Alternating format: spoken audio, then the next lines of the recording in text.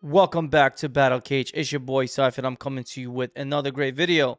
Now, I know you didn't think I was just gonna miss this out because it's Friday and well, people like, you know what, Saif is probably gonna take a day off. He's gonna take a week off. Hell no. Dricus du Plessis in a rematch against Sean Strickland. You think I'm gonna take a day off? Nah. Ain't gonna happen. You know why? It was Dricus du Plessis versus Sean Strickland last year that brought me back, that took me back, that got me back into YouTube. A year later, here I am, still standing strong, making sure I bring you the best content and the best picks on YouTube. This is probably the most genuine Saif you're ever going to hear. Maybe it's the wine talking.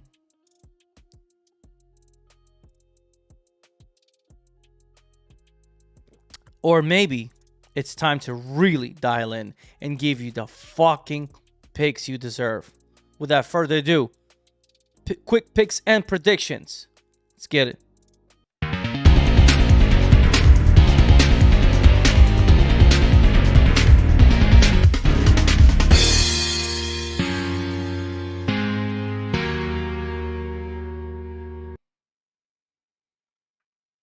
Welcome back, y'all. It's your boy Saif, and I'm coming to you with another great video. No wasting time. Let's go. Fight number one. It's going to be the GOAT. Anshi Jobli, the king of lines. No, I'm just joking, man. I'm just joking. The pick is Quillen Salkid. Anshi Jobli is just not UFC caliber level. I'm sorry. You know, I'm not even going to go through the statistics, but I'm just going to tell you Quinlan Salkil is much younger. He got the reach advantage, you know what I'm saying? And he's way better than Anshul Jubli.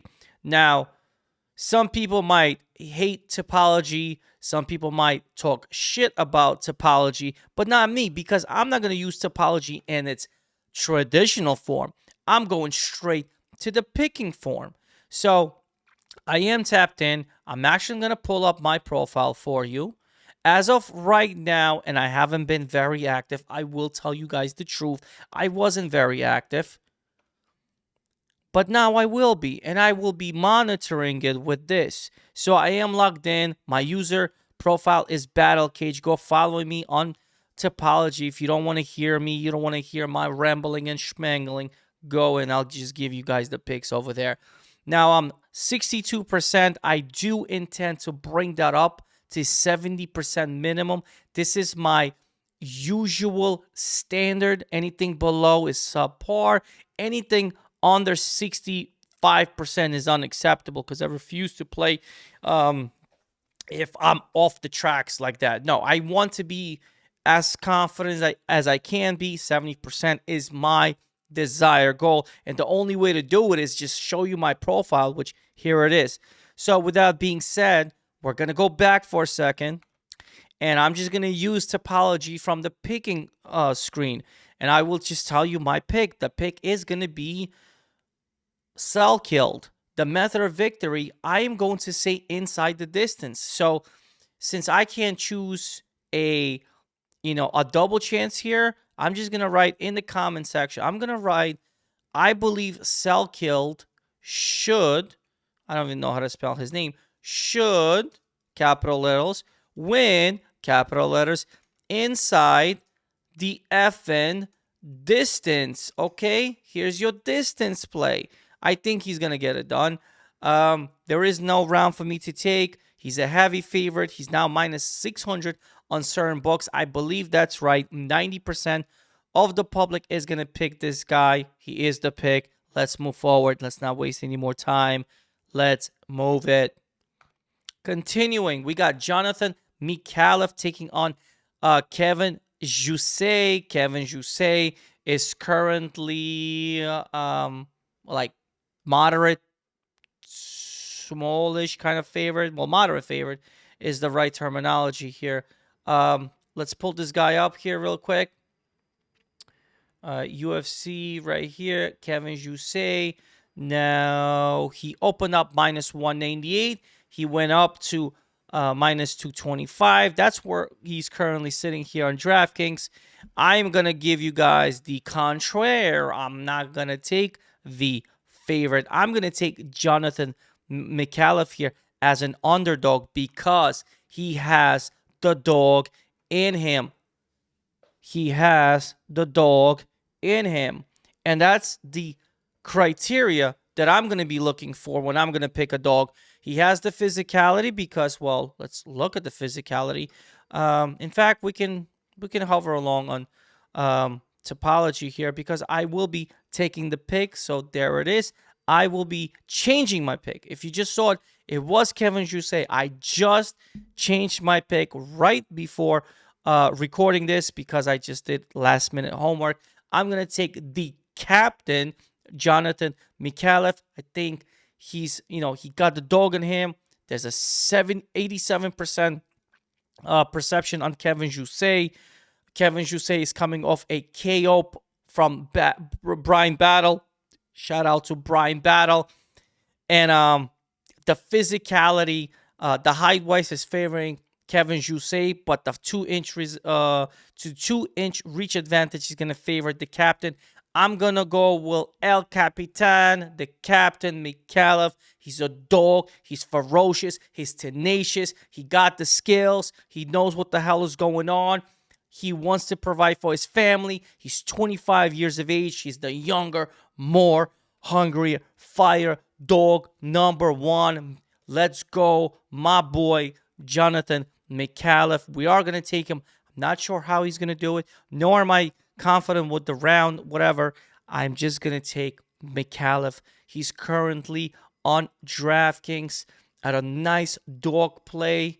Let me pull him up really quick. Plus 185. Let's get this bag. I think he's going to do it. I'm at 7 out of 10 confidence pick. So I hope you guys don't make fun of me come Sunday, morning or Monday, whatever. But that's dog pick number one. Let's move forward. Next up, we got Ron Ju versus Cody Steele. And the pick is going to be Cody, the mother effer Cody Steele, man. He's going to run right through Ron Ju. He's going to kill this man. He's going to knock this guy out. I'm not going to waste your time. I'm high on this guy. He got all the bells and whistles. Just go and watch the highlight reel. I'm going to be the first person to admit I'm always fading the UFC debutant. But this guy is on some next, bro. He got power, dynamite in his hands, and he is going to deliver. At least that's what I think. But yeah, no. All jokes aside, I am high on this guy. I think he's going to do it for us. You guys want to look at the numbers. The numbers don't lie. 29 years of age. He got the man strength here. Ron Ju is just coming up in here. I know he got 31 fights. Shout out to him. 24 years old with 31 fights. That's just mad OG respect. But the power that Cody Steele packs in his punches is just unbelievable. And if you want to look at the line movement, guys, minus 310. He started at minus 238. This is where we should have all grabbed him. I was high on him the entire time. But now I am freakingly convinced. And we're going to play Cody, the mother effing Steele. And that's the bottom line. Well, because his hands said so. Let's move forward. All right. The early prelims are done. We are now in the prelim section and kicking off Alexander Topuria, the older brother of Ilia Topuria and not the young brother of Ilia Topuria. So let's not waste any time and go with the pick. And we are going to let's pick Alexander Topuria, most likely by a finish. And let's put that in the comment section, okay? Most likely a finish. I just don't know which one, because he got the submission, he got the bells and twirls, he got everything in it. So let's go with El Conquistador versus the Slickness Colby Thickness. Now, let's move forward. Continuing, we got Wayne Kong versus Bruno Brazil. And this one's just nasty. I will reserve my right to skip. The pick is Wang. I'm not very confident in terms of like the money situation with her. She should win. She should win. And that's all I'm really going to say, because that's the pick. There ain't going to be no numbers written out over here. Just know that she's the better striker. She's the better kickboxer. She should get the fucking job done. Let's move forward. Continuing, we got a tricky one. We got Tom Nolan here, a heavy brawler versus Vyacheslav Borshov, a.k.a. Slava Claus. Shout out to Santa Claus. I'm joking. But yeah, we're going to go with, this is a tough one, because I've been back and forth, back and forth, back and forth. You get what the hell I'm saying. The pick is going to be, I have no freaking clue, except this is a live play. You're getting it almost at pick'em. Watch the fight. The minute you see some action, you like how your fighter is looking, you're going to smack it. That's what I'm going to encourage people to do. We got the public perception very, very close. 54-46 Borshov. I will tell you that I initially picked Nolan here. As you can see, I am in between of picking Borshov. I don't know if I can. I'm not sure if I can erase this pick. I wish I knew how to erase goddamn pick. Can I? I don't know. I can't. You see, it doesn't let me go back. I wish I just undo my pick. I don't know, man. I guess I have to make a pick, right? 24 years old. 33 years old. Reach advantage. I gotta make a pick. All right, you know what? Let's go with Tom Nolan. Let's take Tommy. Let's take the young buck. Let's take the young buck. 24 years old. He's about to be 25. He's about to start peaking. He got the power. He got the physicality. Yes, Borshov, 33 years of age. Yes, the more advanced striker. Yes, the more well-seasoned striker. Yes. But big train, Tom Nolan, got the youth in his advantage, got the physicality, got the speed and the power to go with. Man, let's go with Tom Nolan. He was my initial, instinct. That's why you guys saw him originally. Let's lock that in. Fuck it. We're going to go with Tom Nolan. Big train, all on board. And let's keep going. Continuing in the prelim, we got Jack Jenkins versus Gabriel Santos. And the pick is Gabriel, whatever the hell his last name is, Santos. I'm just going to go on the record and say I was absolutely impressed with the fact that in his debut, and even though he lost against Lerone Murphy, in his debut going against an 11-0 undefeated seasoned UFC fighter, Lerone Murphy, he goes out there and loses a split decision. That's respect. I'm going to say that's respect. Yes, he got knocked out by David Onama. That's a bad loss. Bounce back with a good unanimous decision win against Yuza. I'm going to go and take Gabriel Santos. He is the favorite here. Let's pull that line up right now. Gabriel Santos is currently, just bear with me, minus 230 right here. He was minus 218. He's now minus 230. We can look at the physicality here. Jenkins versus Gabriel Santos. Gabriel Santos is bigger.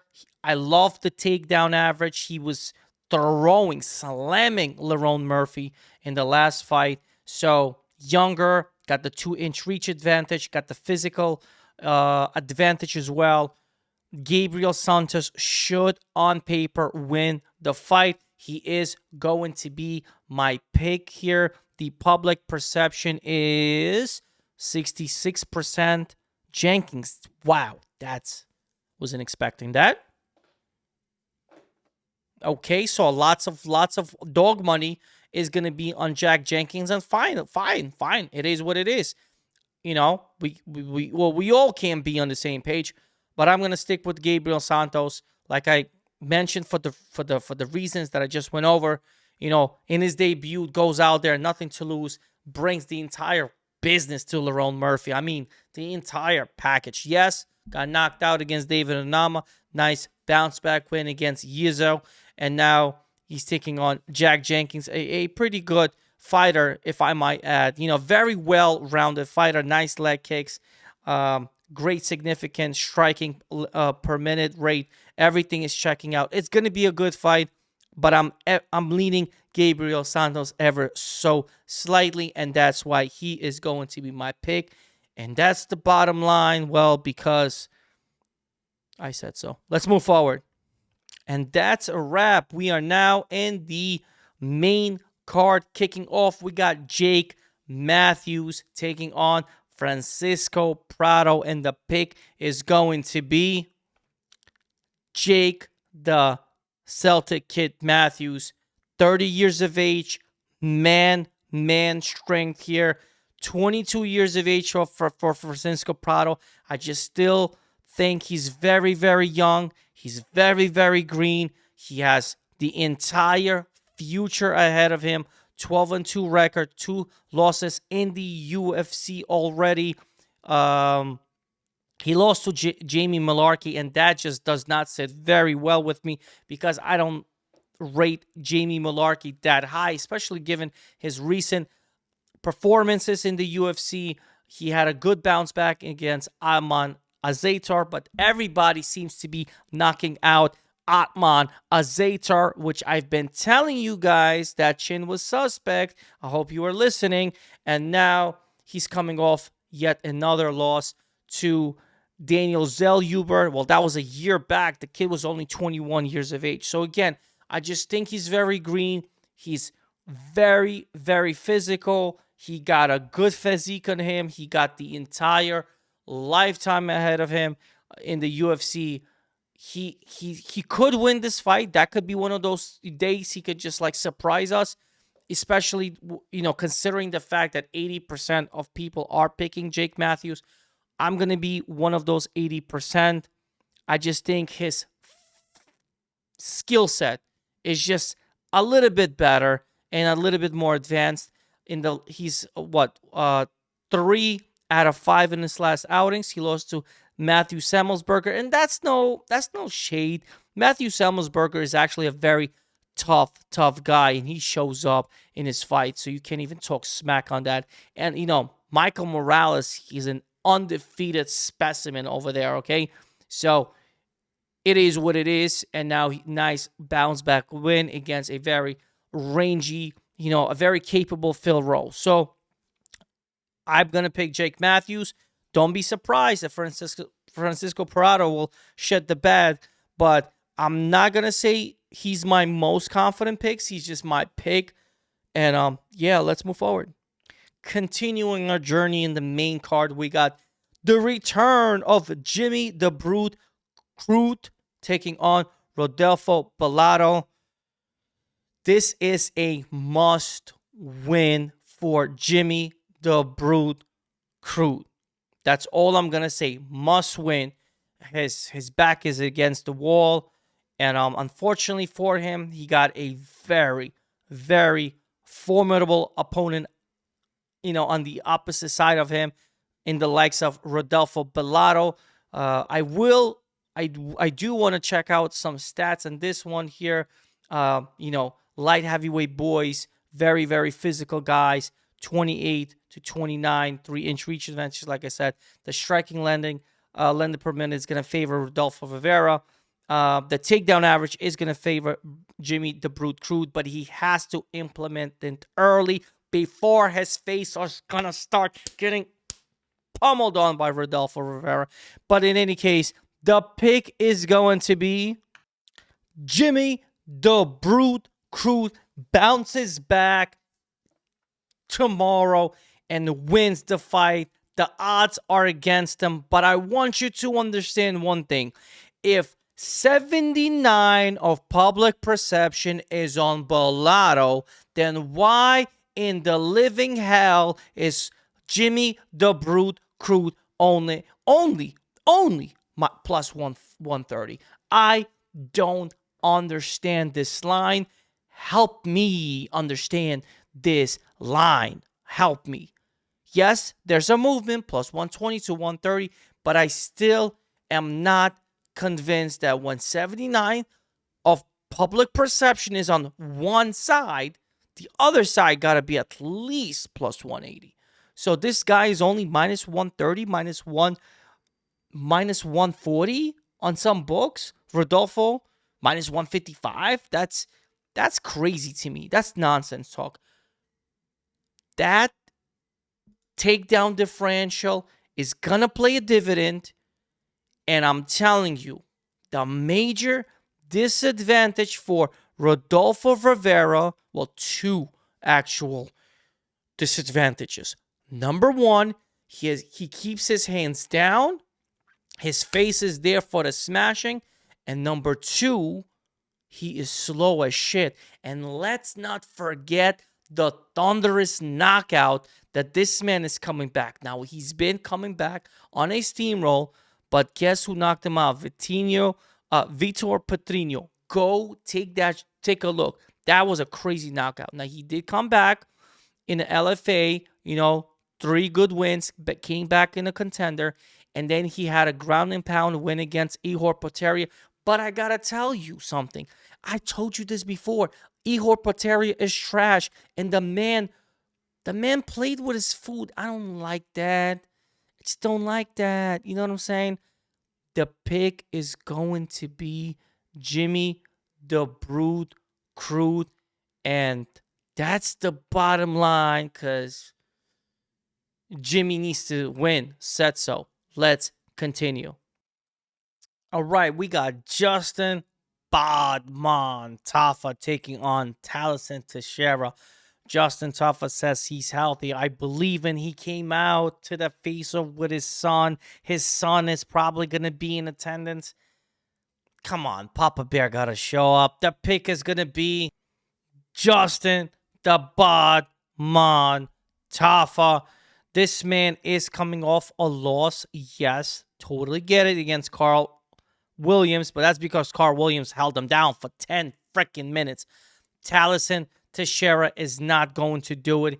If he thinks he can stand and bang with Justin the Bodman Tafa, good freaking luck, okay? The guy hits like a Mack truck. The guy hits like a fucking hammer. The guy just knocks you the F out, okay?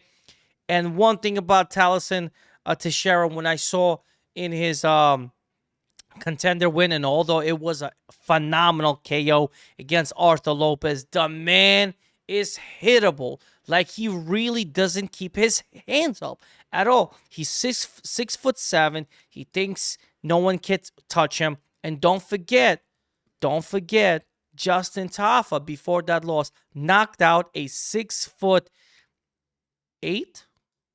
Austin Lane. Was it? I don't know. Look up how tall Austin Lane is. But another big dude. So if you think Justin Tafa can't find this guy's face, yes, he is going to find his face. And look at the striking differential. Taliesin is just a freaking juggernaut. He abuses his opponents, but he has never fought anyone like Justin Tafa. And if this big boy here, Justin Tafa, just happens to lay on this guy or take him down, he is not getting up. I guarantee you guys. Therefore, the pick is going to be Justin Tafa. He does have more fights under his belt, 11-7. So there, that's one good thing.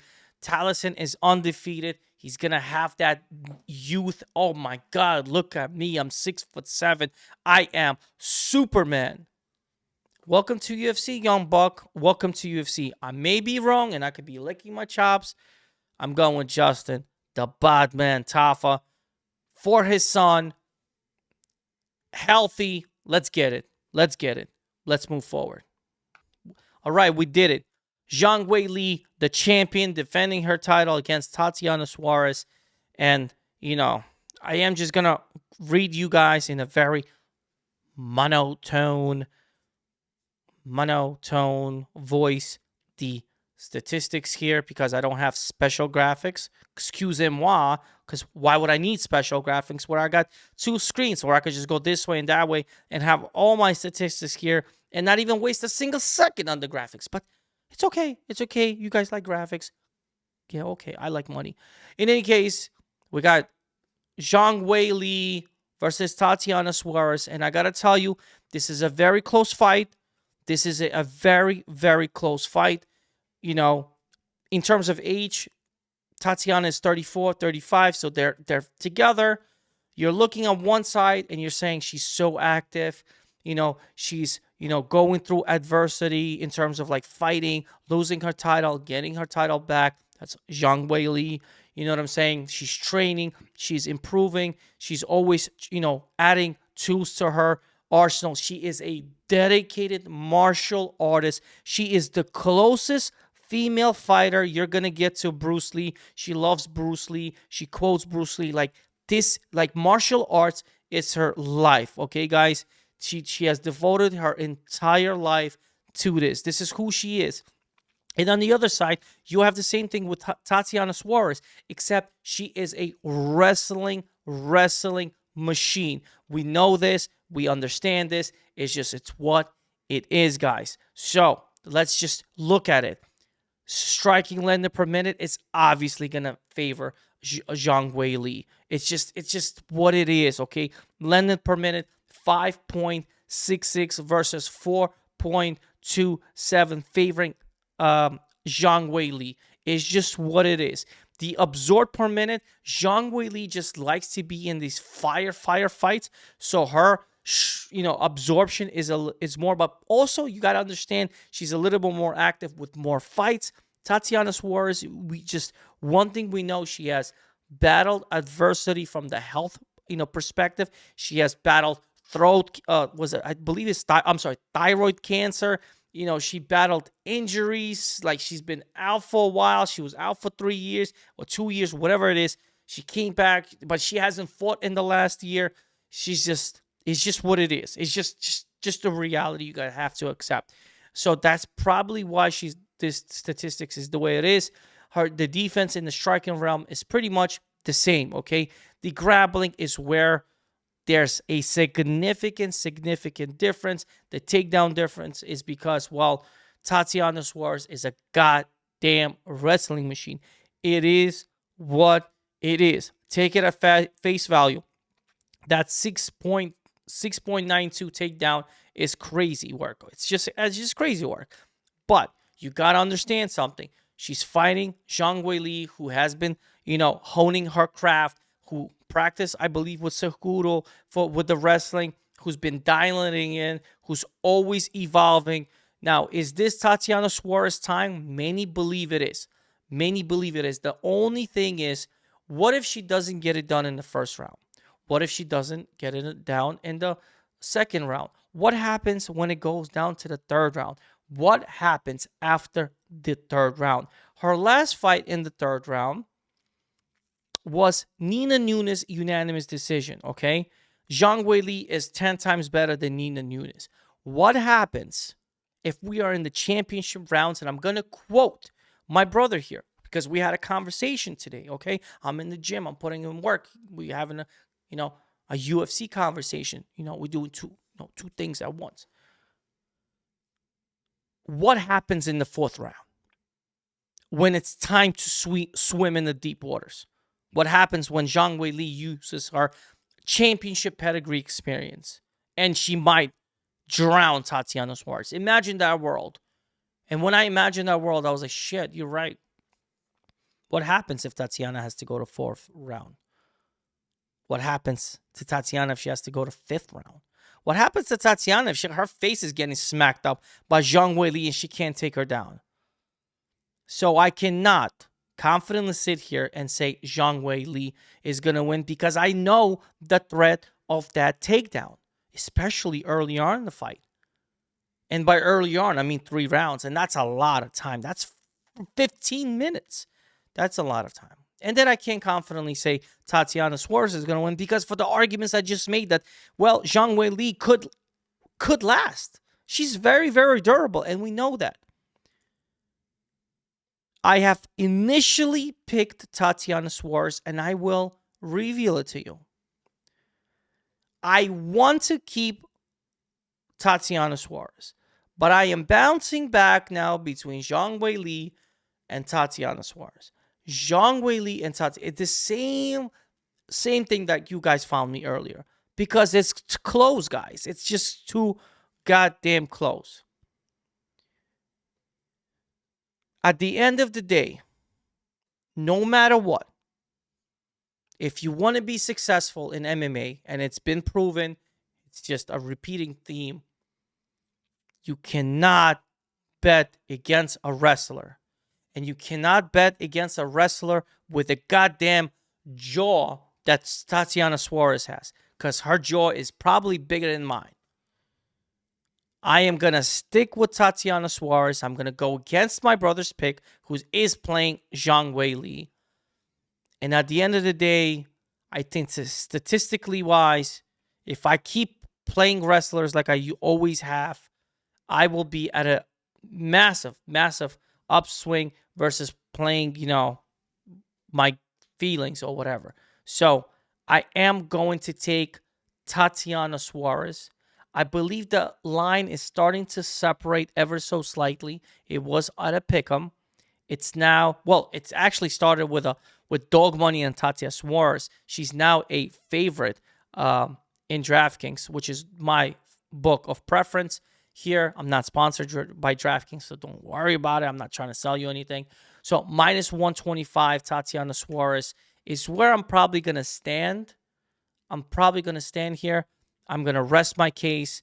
And I'm probably not going to take a lot of action in it, but just maybe sprinkle it, maybe put in a parlay, whatever. Or even take a prop bet by Tatiana Suarez by submission because her submission game is up there. Let me see how many wins she has via submission here. Out of 11 wins, she has 6 wins by submission. So if she is going to win, she's probably winning by a submission. So let's add that just in case.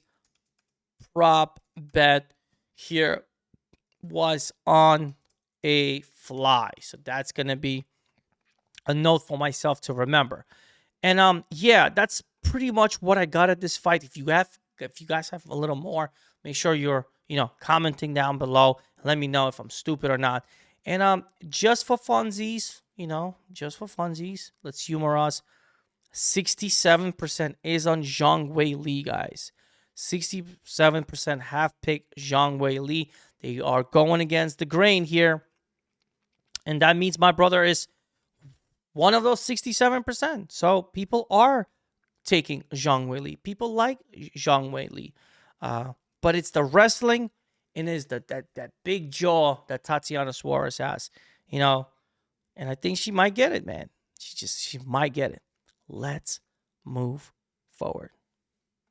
All right, we are in the championship fight once again. This is a rematch between Dricus du Plessis.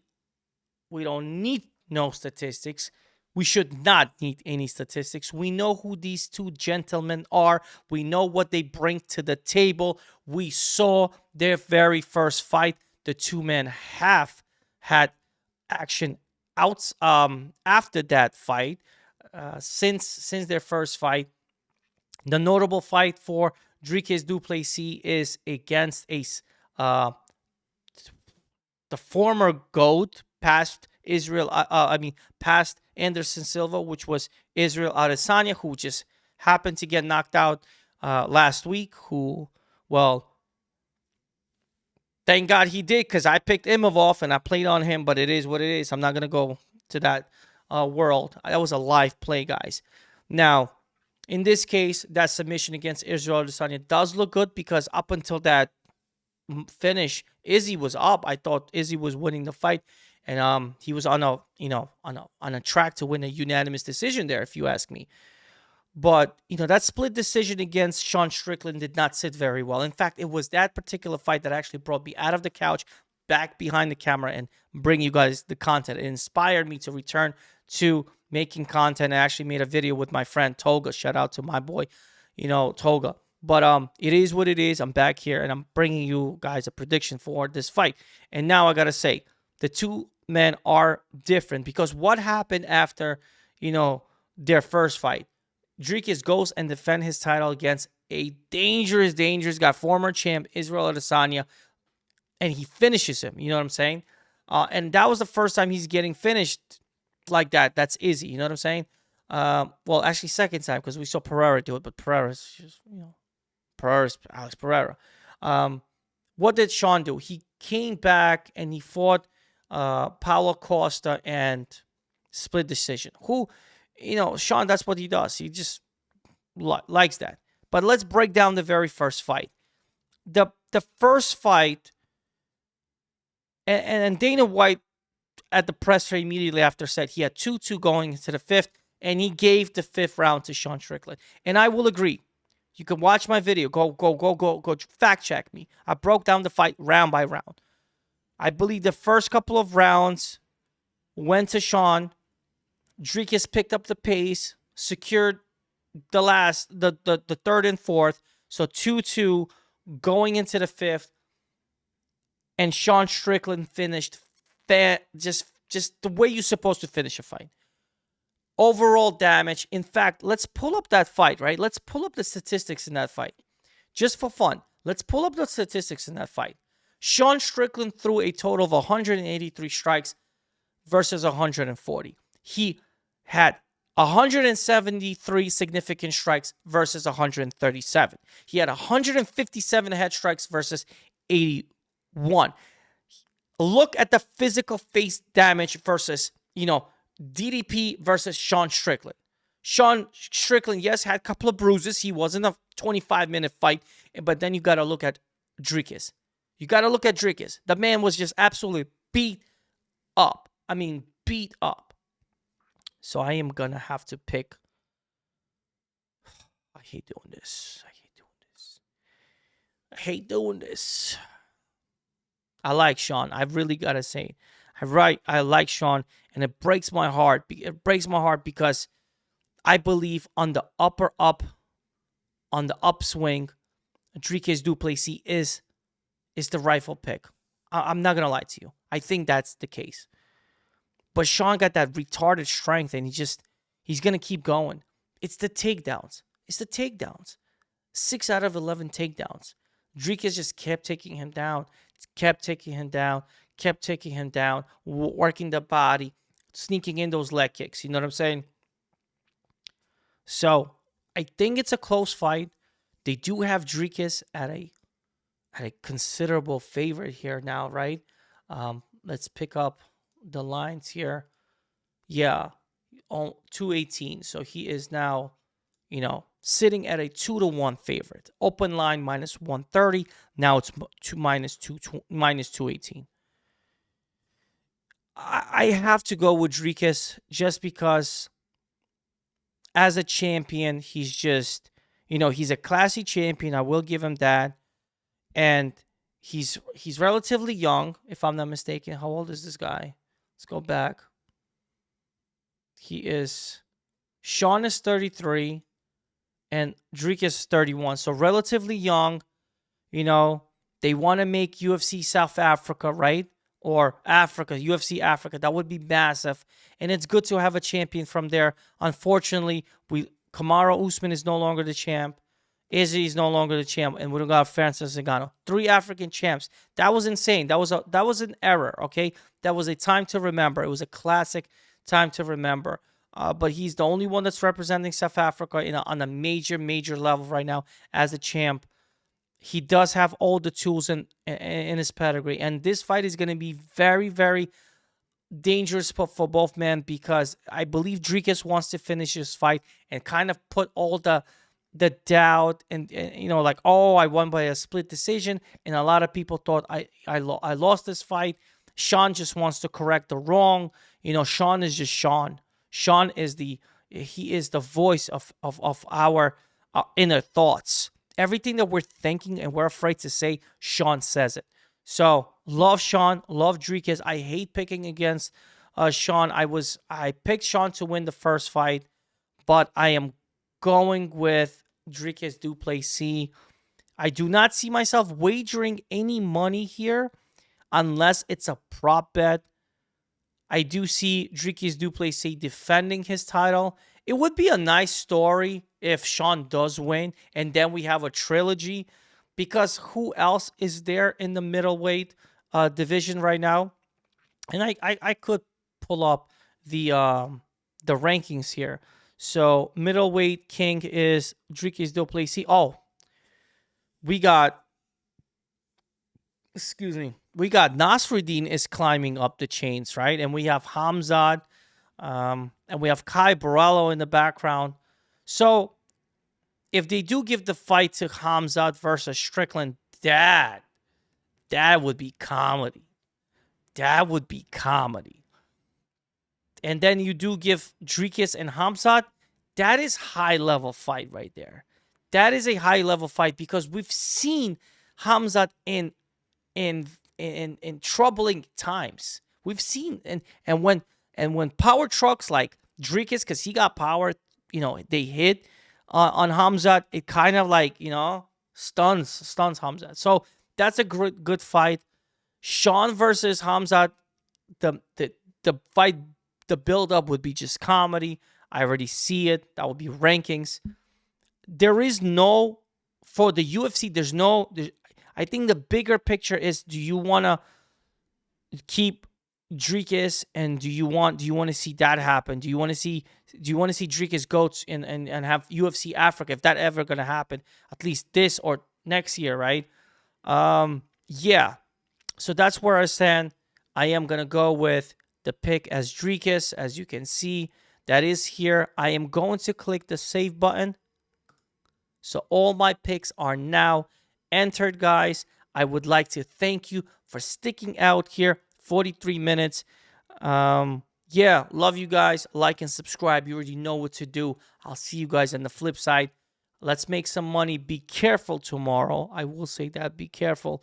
And don't overexpose your budget. It's a marathon and not a sprint.